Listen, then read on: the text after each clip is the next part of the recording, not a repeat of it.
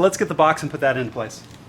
So we're going to install the air box now, and this is a little bit of a wiggle to get it into space. Now you may also notice as well we've pulled the decorative engine cover because we're going to need to pull this clip for the MAF sensor so it'll reach on the new tube because it's a little short. So when you set this down in here, you have the feet. You have this lower foot here, and you've got this upper foot that goes in here. So you just want to make sure that it fits down well.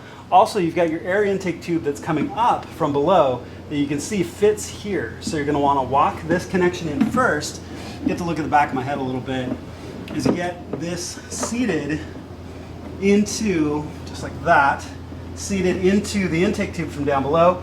You set this post, and then you walk the tube into the air filter until it sits in nice and firm. So now, all of that is in place, and you can make sure that your connectors, you can reach all of your connectors, and then what we'll do is we'll take this clip, and we're gonna take the MAF clip, which we need to pull off of this lower assembly here, so now we can reach and connect it here.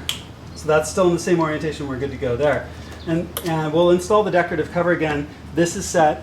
So the passenger side should be done. Now I just want you to do, what you want to do is you take your 8mm driver, tighten up all your connections. You've got the one here from the tube to your filter, and you've got the two lower ones as well. So make sure to get those, and then we'll move to the driver's side of the car.